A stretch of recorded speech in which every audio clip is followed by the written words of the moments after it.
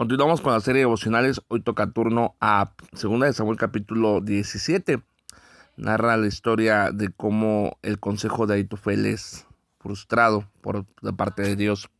Tenemos que entender algo bien interesante, algo que compartí en la frase. No importa qué tan dura sea la batalla, qué tan dura sea la prueba, qué grande sea el enemigo, al final los que confiamos en el Señor tendremos la victoria.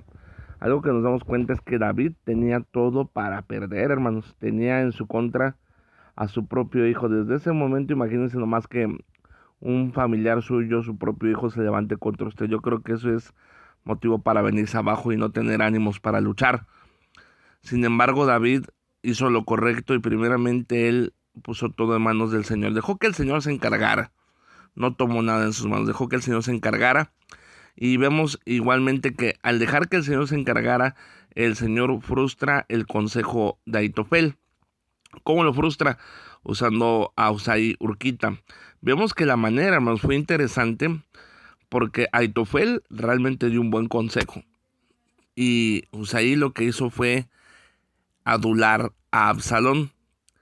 El consejo que dio Husai fue un consejo en el cual elevaba el ego de Absalón.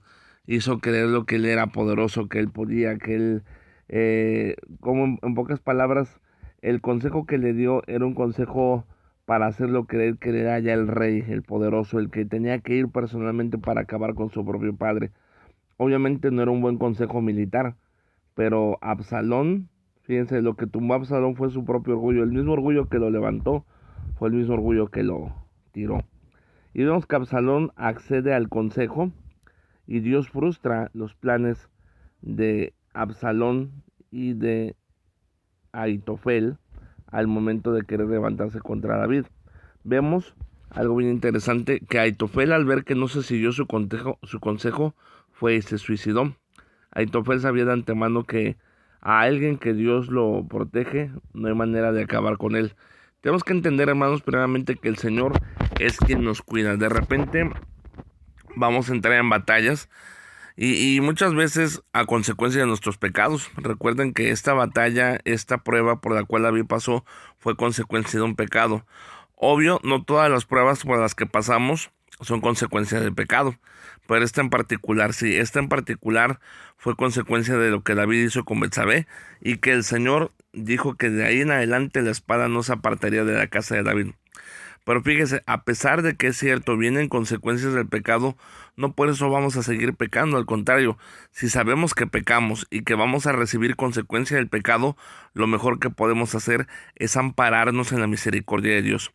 Yo le comento a usted y me comento a mí mismo, es cierto, hemos cometido pecado, es cierto, hemos cometido errores y ciertamente vendrán consecuencias por nuestro pecado, pero lo peor que podemos hacer es seguir pecando, es seguir haciendo lo malo. Al contrario, si ya vimos que pecamos y si ya vimos que vienen consecuencias, lo más sabio que podemos hacer es pedir la misericordia de Dios, es pedir que el Señor tenga misericordia de nosotros, que se apiade, que tenga misericordia de nosotros y que al final del día nos libre de la batalla, nos libre del enemigo.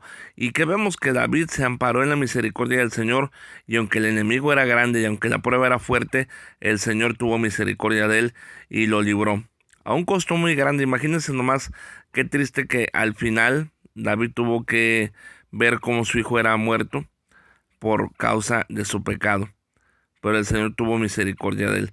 Que nos damos cuenta que no importa lo fuerte de la batalla, no importa lo grande del enemigo, aquellos que confían en el Señor siempre serán guardados. Así que esta mañana fue este devocional. Que el Señor le bendiga, que tenga excelente día, y continuamos el día de mañana con 2 Samuel capítulo 18.